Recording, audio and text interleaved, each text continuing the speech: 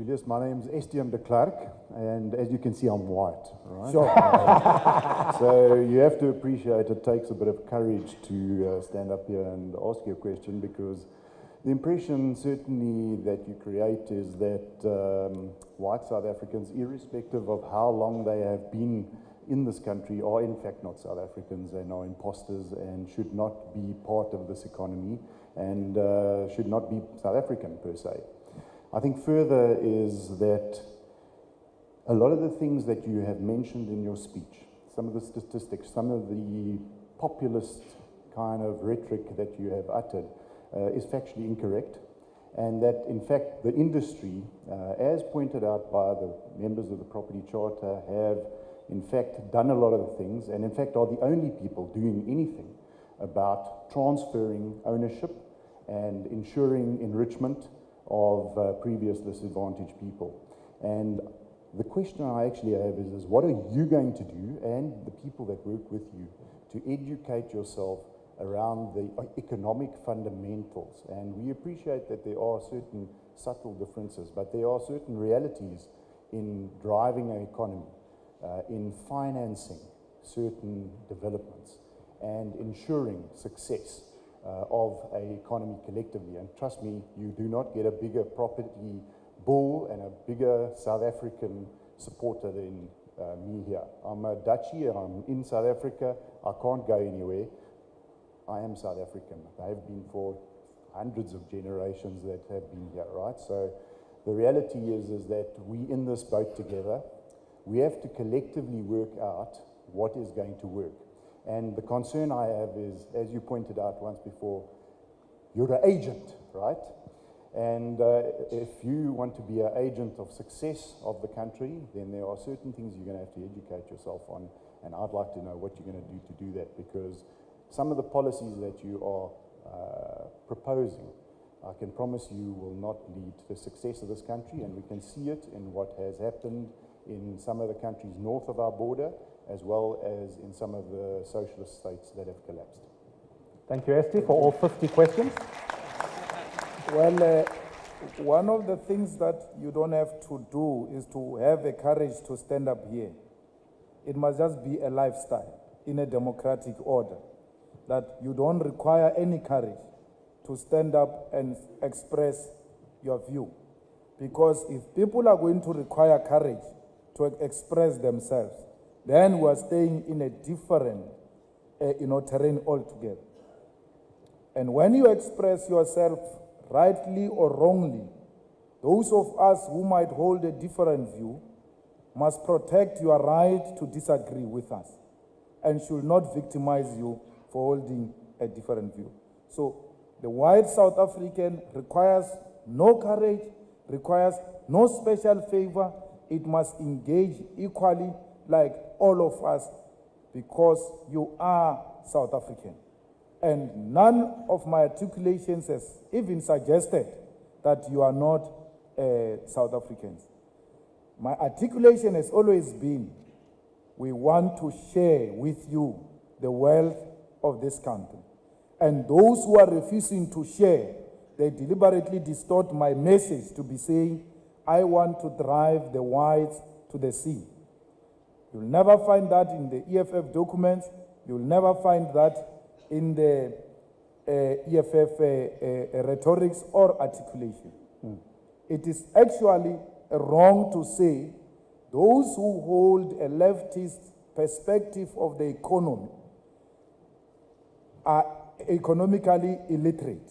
They must therefore educate themselves about how the economy works, because by saying to us, when we hold a leftist perspective, we have to be educated on how the economy works. You want us to agree with a capitalist mode of operation. And we know it very well. We do not agree with it. You can go and point me Zimbabwe. You can go and point me Venezuela.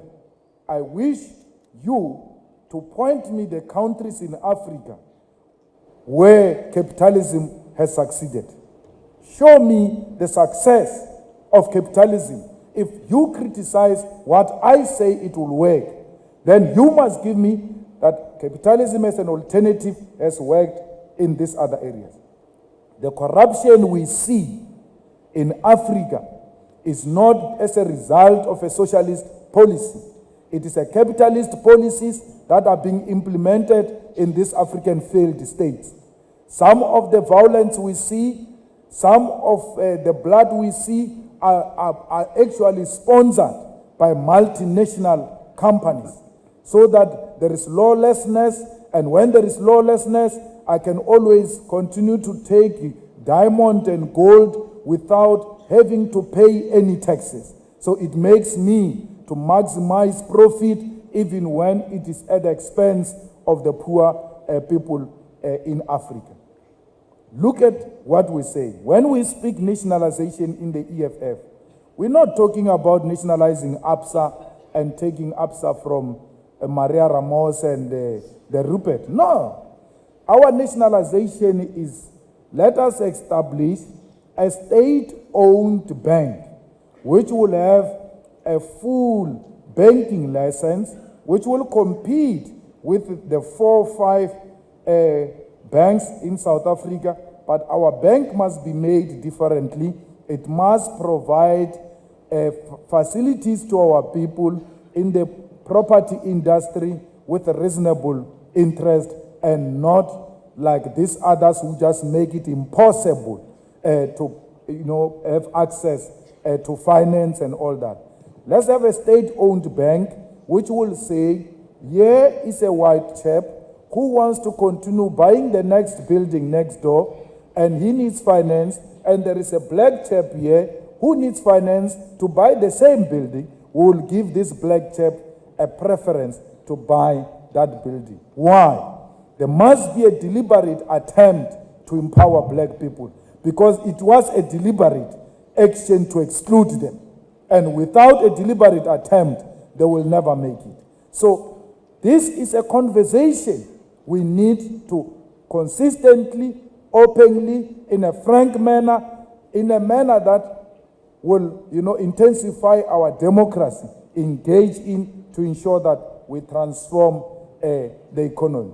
You cannot compare us with the next door. By next door, you mean Zimbabwe on the land question. In the articulation I made here, I never said there's going to be a forceful removal of the owners of property and the land.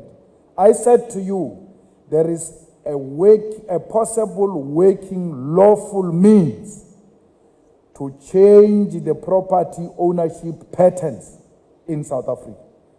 And I gave you example of where I come from. A farmer owns a huge farm, and the people go and say, we need this farm, we are going to take it. He refuses, and when I engage him, he says, okay, can you give me a portion? And then you guys take a portion without a single drop of blood. You here, you just need a little bit of a push. And that's what we are doing. We are pushing you to release some of these things. When you say to me, statistics show that in the property industry you have done something, I ask you to come and stand here and look at the audience and tell me if your stat is right. Because the stat is just in this room here. Look at how many white people are here, and if this is a reflection of true demographics of South Africa. I think from just looking at these people, you will change your statistics. Thank you very much.